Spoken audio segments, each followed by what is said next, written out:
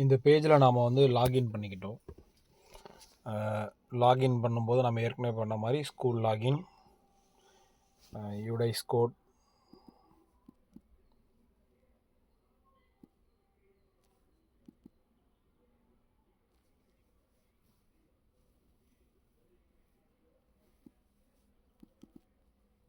கொடுத்துட்டு send OTP அப்படின்னு கொடுத்தோடனே ஓடிபி உங்களுடைய மொபைல் நம்பருக்கும் மெயில் ஐடிக்கும், ஸ்கூல் மெயில் ஐடிக்கும் போய் சேர்ந்துடும். ஹெச்எம்முடைய mobile number plus school mail ID.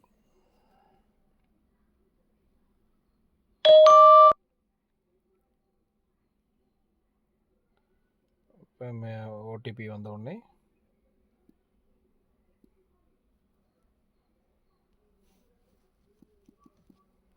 அதுக்கு அடுத்தது நாங்கள் கொடுத்துருக்குற கேப்சா.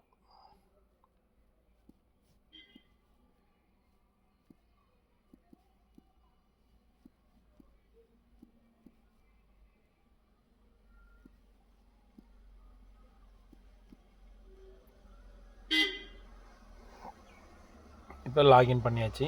லாகின் பண்ணதுக்கப்புறம் நம்ம என்ன பண்ணணும் அப்படின்னு பார்த்தோம்னா, இதில் பார்த்தீங்கன்னா கிரியேட் ஈவெண்ட்,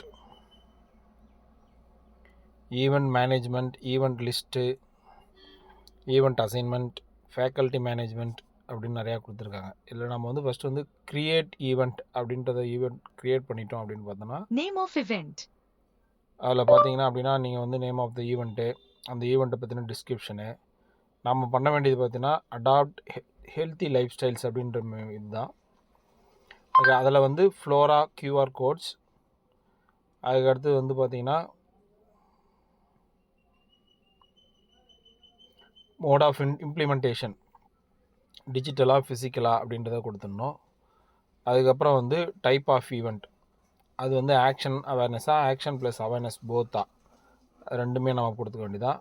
எத்தனை ஈவெண்ட்ஸ் அதில் பண்ண போகிறீங்க, ஒரு ஈவெண்ட்டாக, 2 ஈவெண்ட்டாக, எத்தனை பண்ண போகிறீங்க, date and time, state, district, city கொடுத்து சப்மிட் கொடுத்துட்டோம் அப்படின்னா நம்மளது சேவ் ஆகிடும்.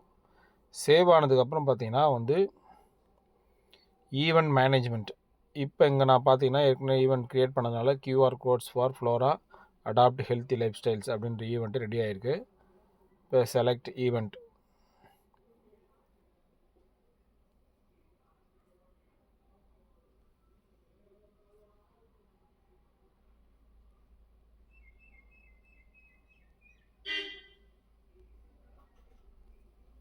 இப்போ பார்த்தீங்கன்னா QR கோட் ஃபார் ஃப்ளோரா இந்த எந்த தலைப்பில் வருது, என்னென்ன இருக்குது அப்படின்றது. இதுக்கப்புறம் நம்ம பார்த்திங்கன்னா எல்லா பார்ட்டிசிபெண்ட்ஸும் வந்தாங்களா,